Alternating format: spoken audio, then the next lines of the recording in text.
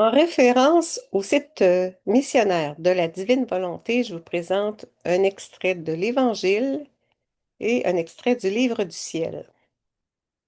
En ce temps-là, les disciples s'approchèrent de Jésus et lui dirent, pourquoi leur parles-tu en paraboles?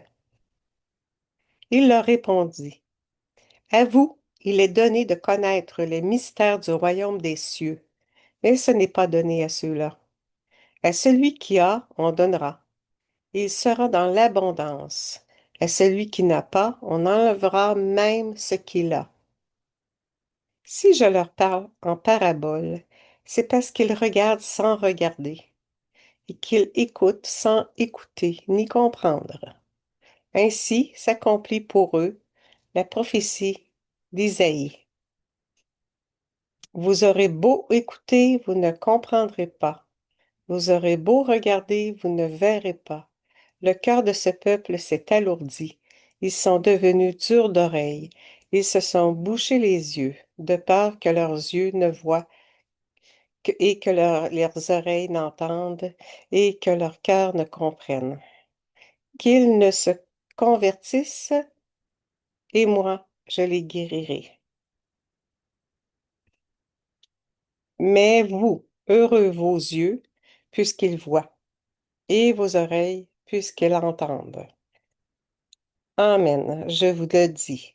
Beaucoup de prophètes et de justes ont désiré voir ce que vous voyez et ne l'ont pas vu, entendre ce que vous entendez et ne l'ont pas entendu.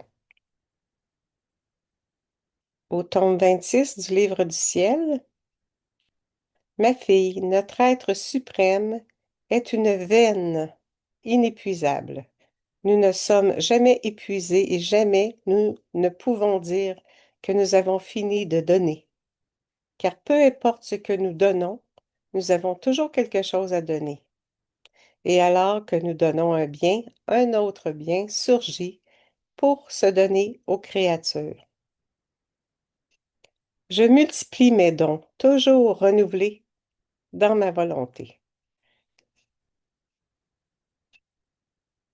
Mais si inépuisables que nous soyons, nous ne donnons pas nos biens, nos grâces, et nous ne confions pas non plus nos vérités à celle qui n'est pas disposée, qui ne prête pas attention à nous pour s'associer à nos sublimes leçons et conformer sa vie à nos enseignements, de telle sorte que nous puissions voir nos enseignements inscrits en elle et la voir enrichie de nos dons.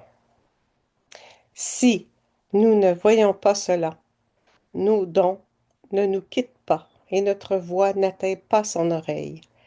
Et si elle l'entend quelque peu, c'est comme une voix qui vient de très loin, de sorte qu'elle ne comprend pas clairement ce que nous attendons d'elle. Par conséquent, notre veine inépuisable est arrêtée par le manque de disposition des créatures. Mais sais-tu qui donne la vraie disposition à l'âme? Notre divine volonté. Elle la vide de tout, elle la réordonne et la dispose d'une admirable manière, de telle sorte que notre inépuisable veine ne cesse jamais de lui donner et de lui faire entendre ses sublimes leçons.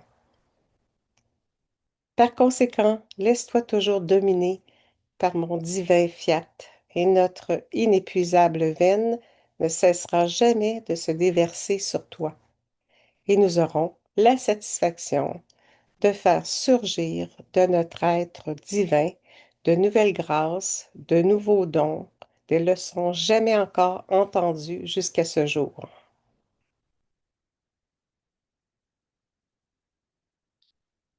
En terminant, prions, dissoute dans ta sphère divine et unie à la volonté du Père, je prends la puissance de cette connaissance sublime et j'entre en moi-même pour y trouver mon néant. Je renonce à tout esprit de suffisance, de distraction et d'égoïsme. Je te donne une absolue liberté afin que tu ne sois pas gêné dans tes actions. Forme en moi une résidence digne de ta majesté. Je laisse la divine volonté me disposer afin d'accueillir pleinement tes enseignements.